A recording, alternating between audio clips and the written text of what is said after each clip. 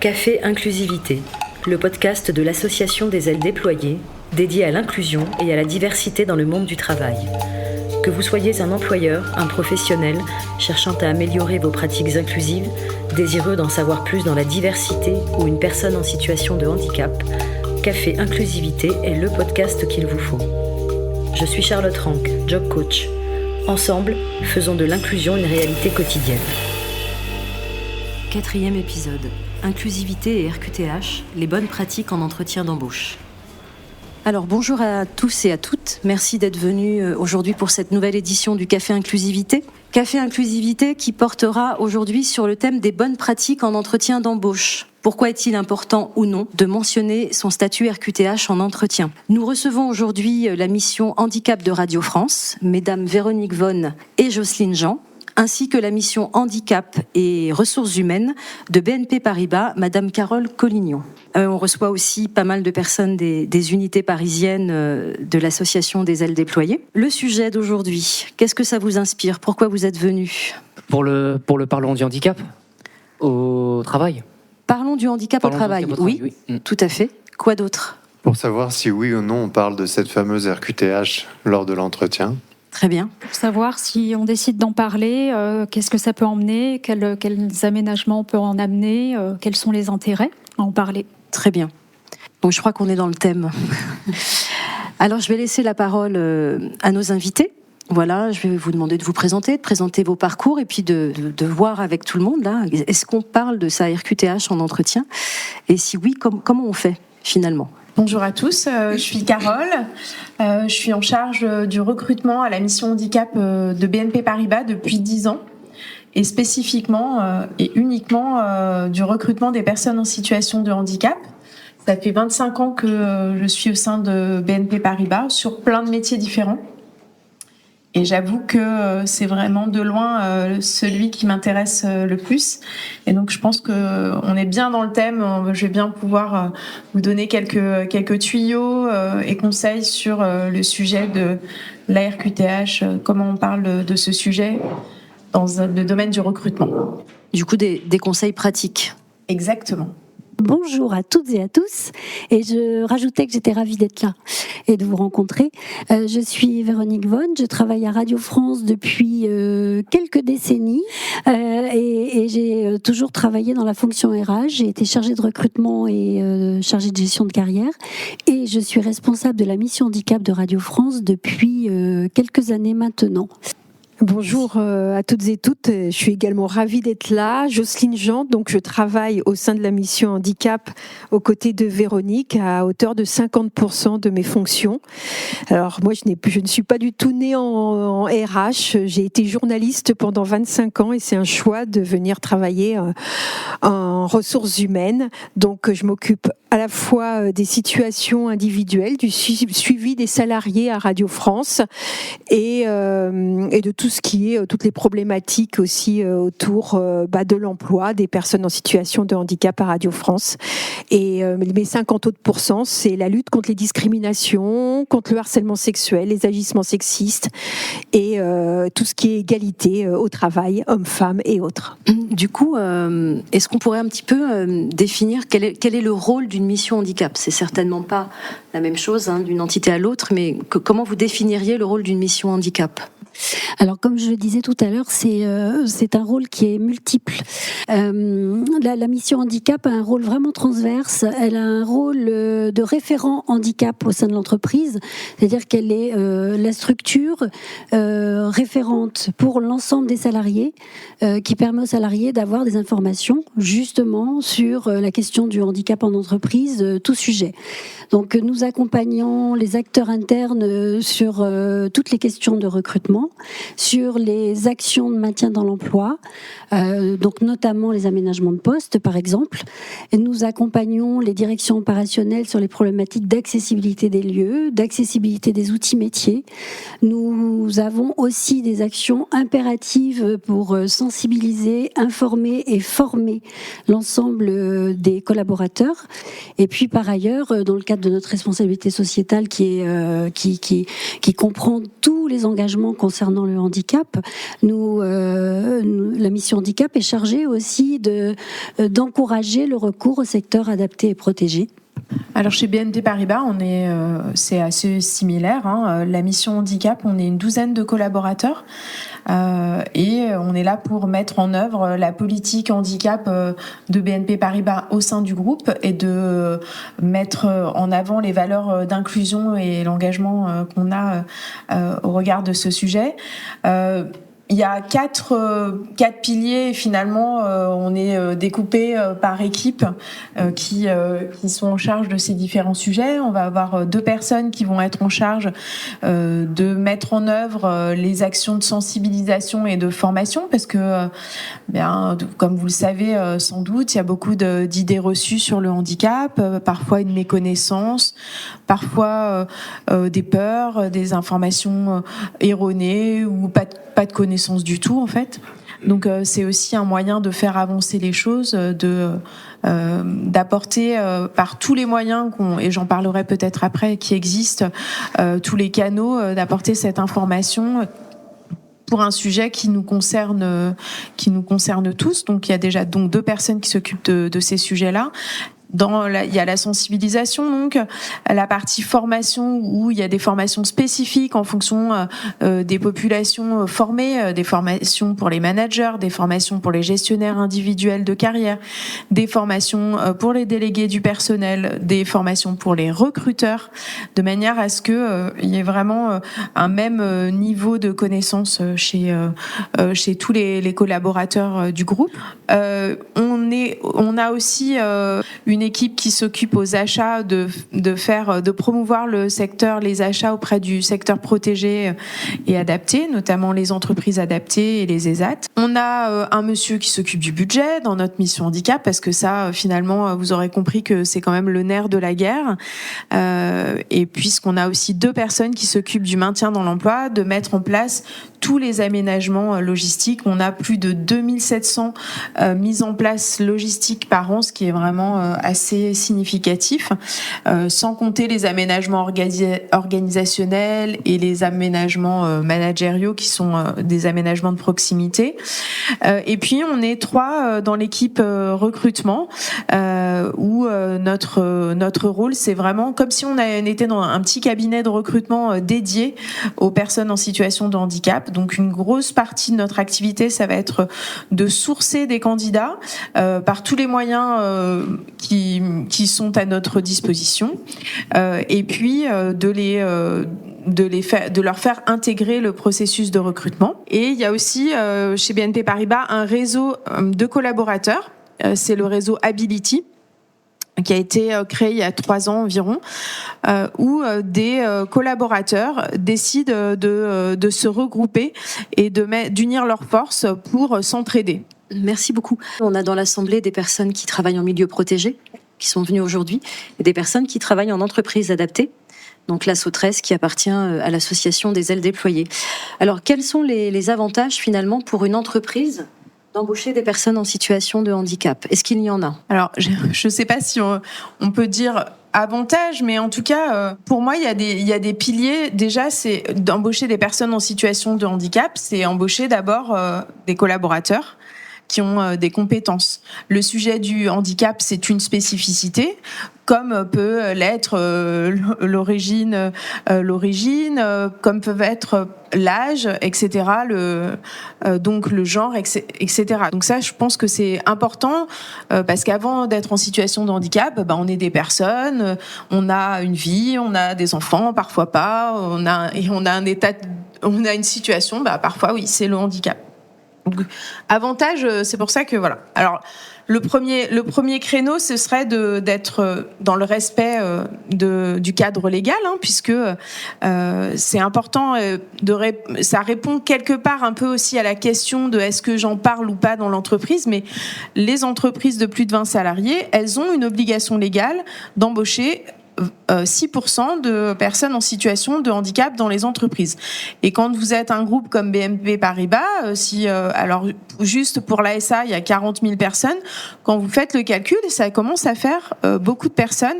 Donc, pour moi, c'est pas un avantage, mais c'est une contrainte qui permet d'être hyper bénéfique, qui a permis de donner un impulse au fait de cadrer cet engagement. Et puis, comme dans tout, comme quand on accueille n'importe quel collaborateur, ça va apporter de la créativité, ça va apporter de la diversité, ça va peut-être aussi apporter une façon de changer sa façon de manager, de traiter avec ses équipes. Donc, ça me semble important aussi d'avoir cette diversité au sein des équipes. Merci beaucoup. Alors moi, je ne peux que rejoindre ce que Carole vient d'évoquer. Le terme avantage, c'est vrai que c'est un petit peu particulier en réalité. Donc indépendamment effectivement de l'obligation légale, moi j'ai envie de parler de responsabilité sociétale et nous savons tous que la question du handicap ne relève pas que des situations visibles. Donc la question que l'employeur, que les entreprises doivent se poser, c'est comment faire pour mettre en œuvre une égalité des chances. Comment faire pour être aussi dans l'équité de traitement. Donc l'enjeu, les avantages pour l'employeur, eh bien en fait c'était ça la question au tout départ, c'est de respecter des engagements sociétaux, légaux, et puis d'être dans une dynamique inclusive qui doit être une dynamique absolument juste en fait. Moi, je voudrais juste rajouter que lorsqu'on appartient à un groupe, je pense que c'est le cas des groupes dans lesquels on travaille, où on sait que on recrute des personnes en situation de handicap, on sait qu'il y a une intégration qui est prévue, on sait qu'il y a un accompagnement qui peut être fait si cela est nécessaire. Ce n'est pas toujours nécessaire. C'est important aussi de se le rappeler. C'est aussi de se dire, quand on est collaborateur, eh bien si demain je suis confrontée à cette situation, je sais que mon employeur a pu apporter des preuves et mettre en place des choses dont je peux bénéficier. Et moi, je pense que cette confiance, elle est très importante. Je crois qu'il y a des questions. Oui. Des fois, j'entends les RH, c'est un peu ce que j'ai entendu. Il y a une facilité, une démarche très volontaire des missions handicap pour aller chercher les travailleurs handicapés qui sont là de l'entreprise depuis longtemps, qui ont un statut, qui ont des compétences qui ont été prouvées. Je vais généraliser un petit peu. Et par contre, c'est souvent plus compliqué, j'ai l'impression, d'aller chercher des personnes handicapées qui, elles, n'ont pas fait leur preuve de rentrer dans une institution. Voilà, parce que c'est vrai que c'est facile de monter en taux en interne, et puis après, l'extérieur, ça peut être plus dur. Facile, j'exagère, ça dépend de la belle politique qu'on fait. Voilà, je veux savoir un peu les stratégies. C'est vrai que, moi, c'est une contrainte que j'ai tous les jours, c'est que tous les postes ouverts à recrutement chez BNP Paribas sont ouverts à tous. Mais aujourd'hui, les postes qui sont ouverts à recrutement nécessitent des compétences, des diplômes qui ne sont pas accessible à tous. En effet, c'est une contrainte qui est un peu pénible, mais quand on est dans un grand groupe, si demain je cherche des conseillers bancaires, ça veut dire que potentiellement ça peut être vos conseillers à vous. Eh bien, c'est des personnes, il faut qu'elles aient les compétences, l'expertise pour être en mesure de recevoir un client, d'avoir les compétences du métier, d'avoir peut-être fait quelques années d'études pour apprendre les produits et les services. Et ça, c'est le cadre contraignant dans lequel on est. Après, un des leviers qui peut être important, c'est celui de l'alternance. Il n'y a pas de limite d'âge pour faire ses études et apprendre un métier. Donc, ça, c'est vraiment pour nous un levier qui est important pour l'intégration vers l'emploi, apprendre un métier, se former, même quand on a plus de 45 ans, quelle que soit la situation. Voilà. Merci beaucoup. Alors, si on revient un petit peu sur des cas pratiques, ce qu'on disait au tout début, quelles sont les clés ou les bons conseils pour réussir son entretien d'embauche quand on est en situation de handicap ou que tout d'un coup, il nous arrive quelque chose et on se retrouve en situation de handicap. Alors, les clés pour réussir un recrutement, d'abord, le sujet du handicap est un sujet parmi d'autres, mais c'est d'abord d'être préparé au recrutement. Parce que on participe chaque année à une vingtaine de forums spécialisés. Je rencontre énormément de candidats, donc qui sont en situation de handicap, mais qui se sont pas du tout préparés ni à qui ils allaient rencontrer. Donc la première chose, vraiment, je caricature un petit peu, mais c'est important de se le redire, c'est vraiment de bien préparer son parcours dans le recrutement, d'être capable d'identifier où sont les offres d'emploi. Vous avez quand même de nombreuses entreprises qui vont mettre en avant leurs besoins. Et c'est de se préparer parce que quand on rencontre un recruteur, la première chose c'est le CV qu'on va montrer. Vous savez forcément qu'à un moment donné, on va vous demander de vous présenter ainsi que vos motivations à rejoindre tel ou tel poste. Donc ça, pour moi, c'est un petit peu du b.a.-ba, mais c'est important de se challenger, de se dire, je suis capable en 3 minutes de présenter mon parcours, de dire ce que je veux faire et d'être clair avec mon interlocuteur. Pour moi, une très très grosse partie, c'est de la préparation. Donc ça, pour moi, c'est la base. Alors évidemment, c'est d'autant plus la base que le recruteur, il a exactement la même démarche. Le recruteur prépare aussi l'entretien d'embauche qu'il va co-conduire avec le candidat qu'il va recevoir. Et la deuxième partie de la question, c'est quand on est candidat en situation de handicap, la question du handicap vient en second. Et d'ailleurs, on va creuser le sujet. Est-ce que cette question doit-elle même être abordée au moment de l'entretien ? Ça va être le cœur, je pense, des prochains échanges. Mais sachez d'abord que l'entretien que vous avez, c'est par rapport à votre projet professionnel et à votre profil professionnel. Oui, bonjour. En fait, je voulais savoir si qu'est-ce que pour vous on peut dire et pas dire en entretien d'embauche.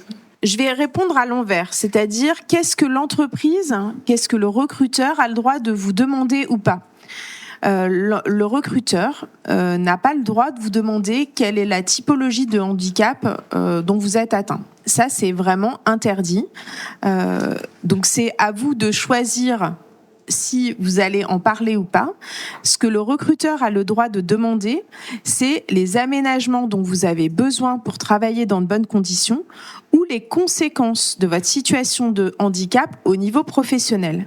Et là, ça répond quelque part à votre question, c'est-à-dire que comme pour un entretien, comme pour quand on va se présenter, il faut être prêt à pouvoir aborder ce sujet et en étant rassurant et transparent. Donc, c'est important que vous soyez bien au clair avec votre situation personnelle dans un cadre professionnel.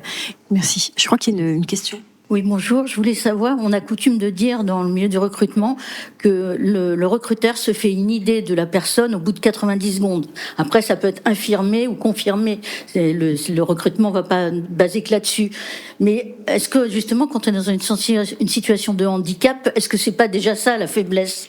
Alors déjà, 80% des handicaps ne se voient pas. Oui, ça je sais, oui. Bon, a priori, comme tout un chacun, c'est sûr, quand vous rencontrez une personne pour la première fois, vous allez vous faire une idée, je vais me faire une idée, un recruteur va se faire une idée. Mmh. On est d'accord là-dessus. Oui. Donc c'est pareil pour vous, vous allez vous faire une idée du recruteur. Si moi, en tant que recruteur, j'ai été ponctuel, que j'ai été souriant avec vous, etc., que je vous ai envoyé une invitation qui était claire pour l'entretien, vous allez avoir plutôt une bonne image. C'est exactement la même chose dans l'autre sens, en fait. Donc c'est pas une question de handicap. Oui, c'est vrai. Et puis maintenant en plus, la plupart des entretiens se font en visio à distance. C'est pas l'image du départ qui va ferrer la situation. C'est parce que j'aurais bien préparé ma présentation, parce que mon CV, j'aurais su mettre en valeur dans mon CV les points clés importants, parce que je vais m'être intéressée au poste, que je vais pouvoir indiquer mes motivations. C'est tout ce qui suit qui va être important. Je rebondis avant une prochaine question. La question du savoir-être aussi, parfois quand on a été un peu éloigné de l'emploi pendant longtemps, on perd un peu les codes, les repères. Donc effectivement, voilà, je sais que dans nos accompagnements, on parle beaucoup justement du savoir-être et de reprendre des choses comme arriver à l'heure, voilà, savoir se présenter de telle façon. Voilà, c'est des choses qu'on travaille parce qu'effectivement, on peut perdre un peu les repères. Je crois qu'il y a d'autres questions. Oui. En fait, je voulais savoir pour vous si vous aviez des anecdotes sur les meilleurs et les pires recrutements que vous avez. Des cas concrets, des anecdotes. La semaine dernière, voilà une anecdote d'un candidat. Je pense que, alors, j'ai deviné son handicap pour plusieurs raisons. C'est un candidat, donc, mais vraiment, quand je vous dis super, mais vraiment super. Mais je le rencontre à distance et je vois qu'il a mis une chemise. Mais sa chemise, elle est froissée, mais comme jamais. C'est-à-dire que la chemise n'a pas vu depuis 10 ans un fer à repasser. Et en fait, ça me fait rire parce que ça. Ben oui, mais parce qu'en fait, il a voulu respecter en partie le code d'une entreprise et donc mettre une chemise, mais repasser, c'était un peu accessoire parce que c'est quelque chose auquel il n'a pas pensé. Et donc, je lui demande à la fin de l'entretien, parce qu'on pose toujours la question, je lui demande à la fin de l'entretien, est-ce que vous avez besoin d'un aménagement ? Est-ce qu'il y a des conséquences de votre situation de handicap au niveau professionnel auxquelles on devrait être attentif ? Et là, il me dit, un peu franco, il me dit, il me faut un manager bienveillant. Bon, puis il me dit, ah oui, mais il faut surtout pas que ce soit un manager toxique. Donc, c'était très drôle parce que, alors, je lui ai dit, vous pensez qu'il y a des managers toxiques chez BNP Paribas ? J'ai fait un petit peu une blague, mais c'est important. Donc, pour moi, je trouve ça drôle parce que pour lui, c'est très important, mais c'est qu'il a peut-être pas encore assez préparé ce dont il a besoin. Donc, qu'est-ce que ça veut dire un manager bienveillant ? Un manager bienveillant, pour lui, ça veut dire quelqu'un qui va être à l'écoute, qui va pouvoir comprendre s'il a besoin d'une pause, qui va donner des explications plus claires, peut-être par écrite, etc. Mais voilà, ça c'est une maladresse de dire à un futur employeur que son manager peut être toxique. Voilà, c'était une personne en situation d'autisme, donc il comprend pas forcément certains codes sociaux, et c'est ce qui a fait que moi ça m'a fait rire, et quand on s'adresse à des personnes des missions handicap, nous on sait en fait, c'est pas grave, mais je vais par contre donner des conseils. Je lui ai dit pour le prochain rendez-vous, voilà ce que vous pourriez dire ou ce que vous ne pourriez pas dire, de manière à avoir le même résultat sans tomber dans l'écueil du manager toxique. Est-ce que dans vos entités, les managers sont impliqués dans le processus de recrutement ? Oui. Oui, et puis en fait, les managers sont... il n'y a pas que les recruteurs qui sont formés. Les managers aussi en entreprise sont formés et ils sont très demandeurs d'ailleurs, parce que l'enjeu pour eux, c'est d'intégrer dans leur collectif de travail quelqu'un qui va être compétent, efficient, fiable et qui va développer cet esprit d'équipe qui est nécessaire à la réussite de tout projet. En France, le rôle des managers, il est vraiment essentiel. Il est essentiel et c'est notre rôle, nous, aux missions handicap, et c'est pour ça que c'est important de bien vous, entre guillemets, vous déclarer en situation de handicap pour être pris en charge par les bons interlocuteurs dans les entreprises dès le début du processus de recrutement. Est-ce qu'un recruteur RH peut stresser aussi avant un entretien avec un candidat ? Parce qu'on pense toujours de notre côté, mais sans doute qu'il doit se passer des choses de votre côté. Est-ce que aussi un manager peut stresser avant de rencontrer un employé, un futur candidat ? Handicap ou pas, au final, mais je pense que le handicap n'est pas pour rien. Alors, comme tout être humain, oui. Et puis il y a deux mots importants qu'on n'a pas employés, qu'on n'a pas évoqués. C'est la question des préjugés, des stéréotypes. En tant qu'être humain, c'est normal tout ça. Donc déjà, il faut vraiment garder ça à l'esprit. Et puis il y a une deuxième chose aussi qui rejoint ce que disait Carole. Chaque situation est singulière et doit être analysée en contexte. Pour répondre à votre question, avec Jocelyne, on a rencontré un manager qui effectivement nous a témoigné de son stress, de son inquiétude, mais en même temps de son vif intérêt pour s'engager dans une démarche de tutorat d'une jeune femme en situation de handicap dans le cadre d'une alternance. Donc là, c'est quelqu'un en situation de handicap. Et son stress, c'était je souhaite vraiment accompagner cette personne dans son parcours professionnel. Et en même temps, je souhaite prendre soin du collectif qu'elle va intégrer. Elle va bénéficier d'aménagement de poste. Comment est-ce que je vais expliquer cet aménagement de poste qui est visible auprès des collègues? Elle aura moins de contraintes pour préserver sa santé. Et en même temps, elle va avoir entre guillemets les mêmes avantages, atouts que ses collègues qui n'ont pas cet aménagement. Donc forcément que ça génère un stress. Mais pour une personne en situation de handicap, c'est vrai qu'on a des droits, et je parle de moi particulièrement, et puis d'autres personnes en situation de handicap.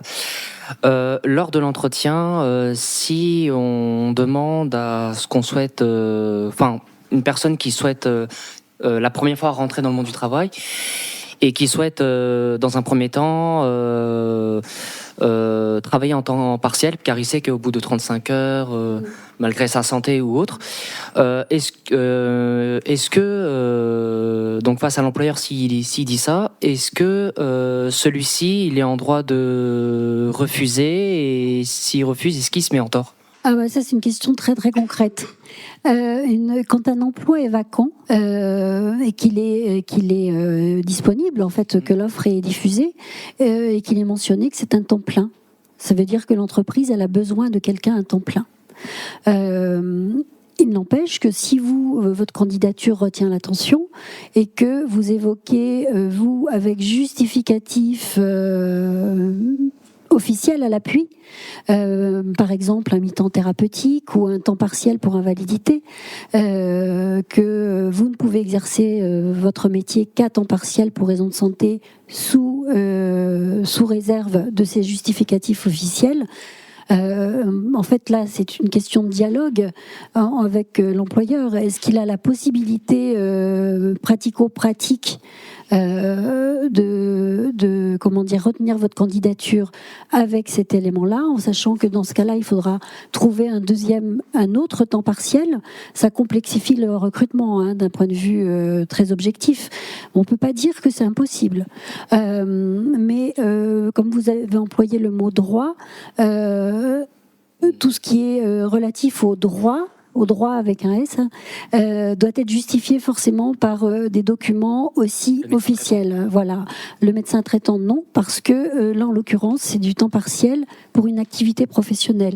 Donc, c'est en lien avec la sécurité sociale et la médecine du travail. Évidemment, ça transite par le médecin traitant qui traite la pathologie de la personne, mais ça rentre dans un cadre aussi très réglementaire, le temps partiel sous le format que vous évoquez. Par contre, vous avez des personnes qui sont en situation de handicap, tout confondu, mais par exemple ceux qui ont des troubles TDAH, déficitaires de l'attention, c'est difficile d'être. Est-ce que c'est difficile pour que le candidat soit recruté parce qu'il faut être concentré? Je sais plus trop son poste, mais une des stars de RTL, donc qui vient de dévoiler sa France Inter, pardon. C'est sa bipolarité. Voilà, Nicolas Demorand qui vient de déclarer sa bipolarité, donc et les conséquences que ça a de manière transparente. Et pour autant, il peut pratiquer son métier. Donc en fait, il y a l'aspect médical dont il parle et les conséquences que ça a à titre personnel, et puis comment il les a mises en œuvre au niveau professionnel. Et finalement, il a réussi à adapter sa pathologie qui est méconnue, qui a une mauvaise réputation. La bipolarité, si on dit bipolaire, ça fait peur à tout le monde en fait. Donc il a pu en parler et je trouve que c'est alors je savais pas son nom, etc., mais je trouve que c'est vraiment un beau témoignage dans le sens où ça apporte des preuves que même avec des typologies de handicap qui sont dans l'imaginaire collectif extrêmement négatives, ça permet d'avoir une activité professionnelle. Parler de TDAH, peut-être que cette personne dont vous parlez, que vous imaginez, peut-être de pouvoir travailler plutôt qu'assis, d'être debout à son bureau pendant 1 ou 2 heures dans la journée, c'est quelque chose qui va lui permettre de travailler dans de meilleures conditions que si elle était coincée sur sa chaise, ou avoir quelque chose de spécifique sous les jambes pour pouvoir bouger, d'avoir un métier aussi qui correspond. Après, il y a aussi trouver l'adéquation entre le besoin de la personne et les métiers qui existent aussi. Peut-être elle ira plus vers certaines typologies de métiers qui seront plus adaptées à ce dont elle a besoin au quotidien. Ça, c'est vraiment... je trouve qu'il faut élargir un peu, parce que quand vous posez vos questions, à chaque fois sur le sujet du handicap, j'entends, mais d'abord, avant d'être une personne en situation de handicap, on est d'abord une personne qui cherche un emploi avec une vie, etc. Et oui, c'est une particularité dont il faut tenir compte, mais je trouve qu'il faut élargir un petit peu le sujet. Puis peut-être comprendre un peu ses besoins, pouvoir identifier ses besoins, pour pouvoir en parler au mieux. Il y a ce qu'on appelle aussi aujourd'hui les immersions facilitées, les mises en situation professionnelle, les PMSMP délivrées par le service public de l'emploi. Est-ce que vos entités peuvent le proposer ? Est-ce que des personnes peuvent venir chez vous en PMSMP ou en stage, globalement ? Oui, bien entendu. D'ailleurs, tout à l'heure, quand on a évoqué la manière dont on pourrait...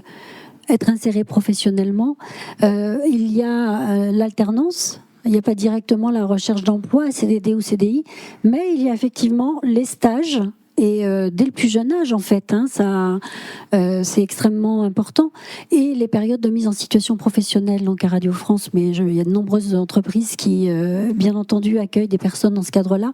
Les périodes de mise en situation professionnelle sont très constructives, elles sont accompagnées par France Travail et Cap Emploi quand ça concerne une personne en situation de handicap, et puis, c'est facilitant aussi pour les entreprises, parce qu'il faut dire les choses comme elles sont.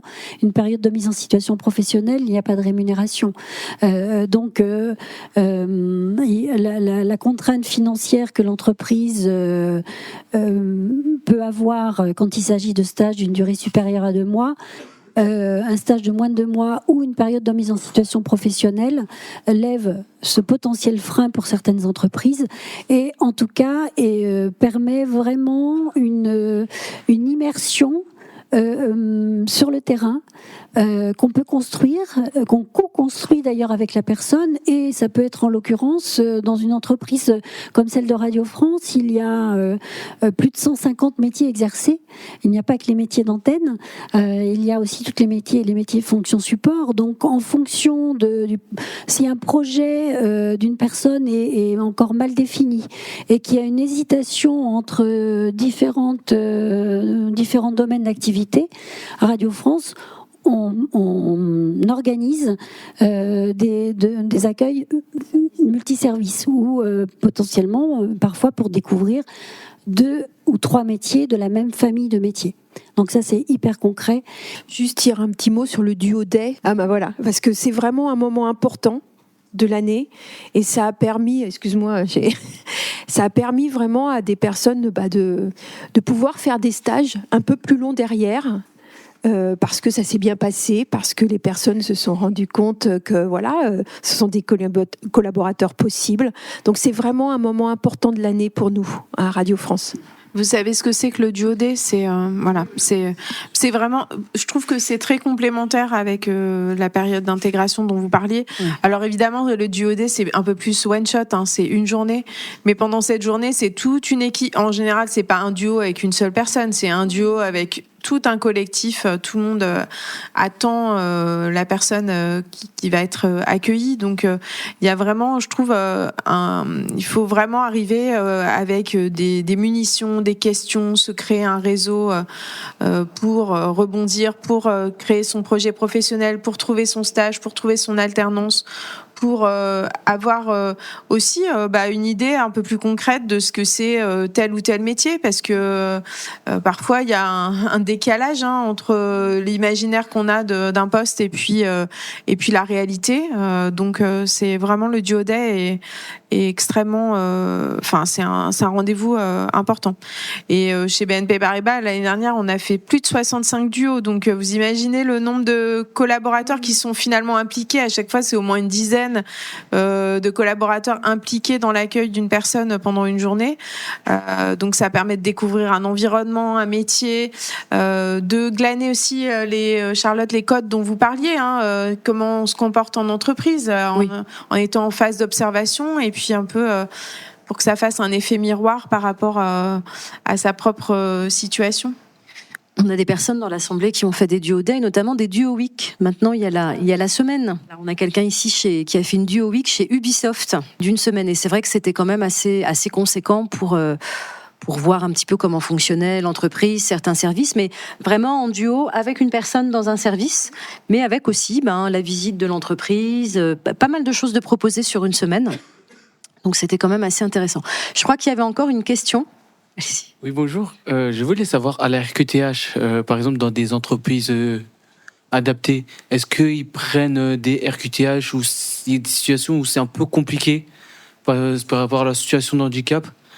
Et je voulais savoir surtout, parce que je sais que comme dans les ESAT, ils prennent aussi des gens qui sont en situation de handicap avec le dossier de la RQTH.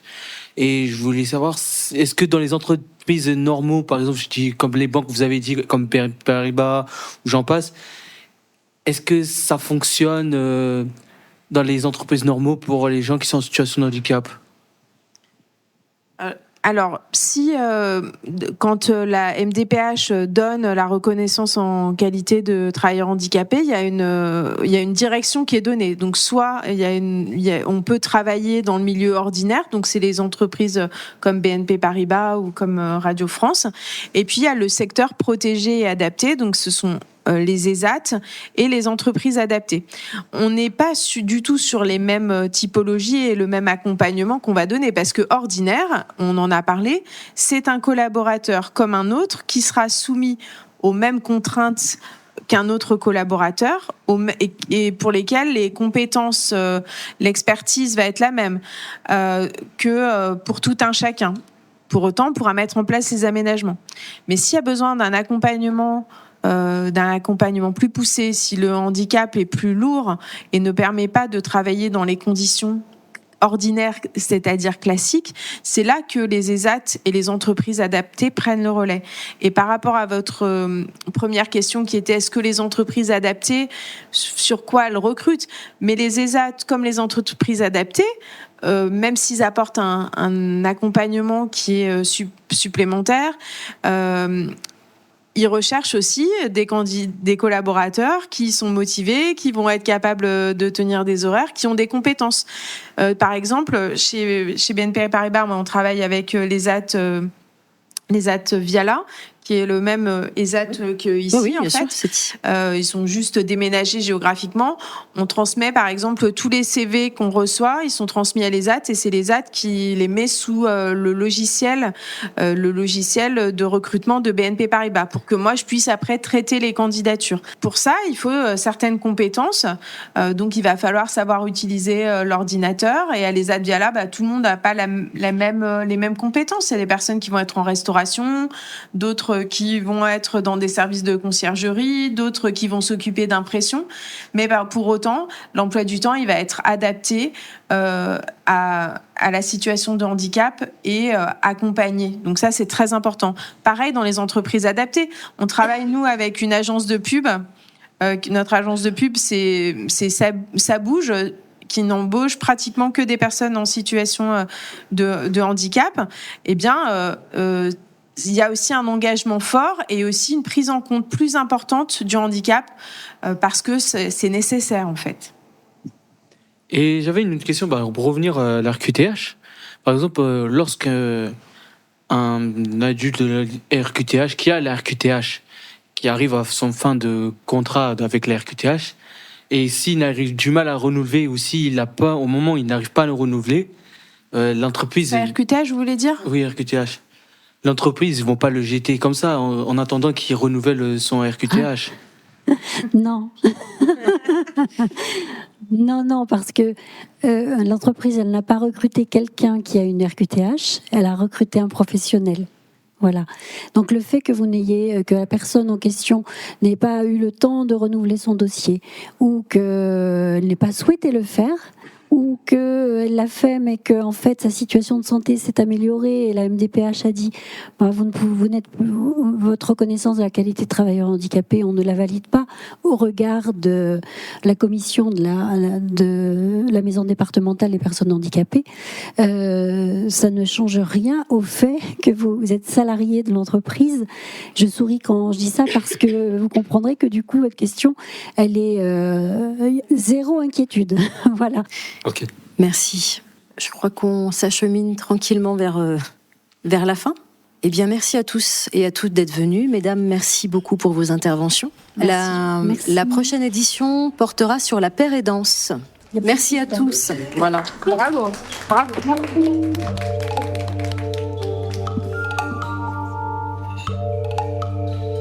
Le prochain épisode portera sur la paire et danse.